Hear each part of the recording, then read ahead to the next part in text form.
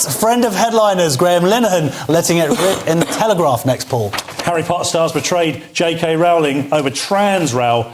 Graham, a friend of... And I'd like to be impartial about this story. They did! Yes, they did. I genuinely, I've never made more notes about a story I can see. than I have about this one. You've also drawn a lot of willies. That's my hieroglyphs. And then chop them off. I'm starting to wonder if the JK Rowling thing is one of the biggest Mandela effects we've ever seen.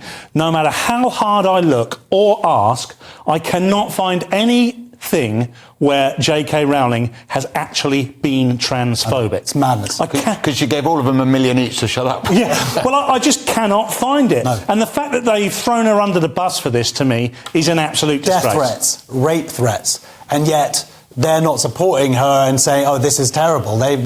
She has made their entire lives, their careers. At no point has she done anything that is exclusionary. The only thing she has ever done is make a clear line, a distinction between a trans woman and a woman. And I think that is perfectly acceptable. I don't think that is transphobic. And I find this whole thing abhorrent. I can't believe we've got this far and people are still saying that JK Rowling is transphobic. Well, I mean, on the weekend, Adam, look, we're all comics, we're all mates on Facebook as well, and you see these comments, and you see people going, oh my God, this is disgusting. And there were people talking about this article, people I know, people we've worked with, and they're coming out how disgusting she is. And I just said, please, again, as alluding to what you say, just quote me one direct quote from JK Rowling that is transphobic.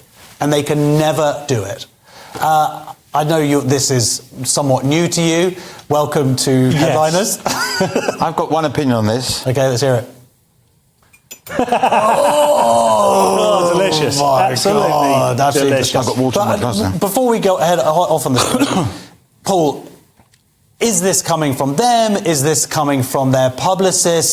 This is what we've seen time and time again. Certain people have poked their head up on the gender debate, Bette Midler and various people, and then like a day later, it's like they'll put out this apology and whatnot. And is it just cowardice? You could excuse them that they're young, they want to continue their careers.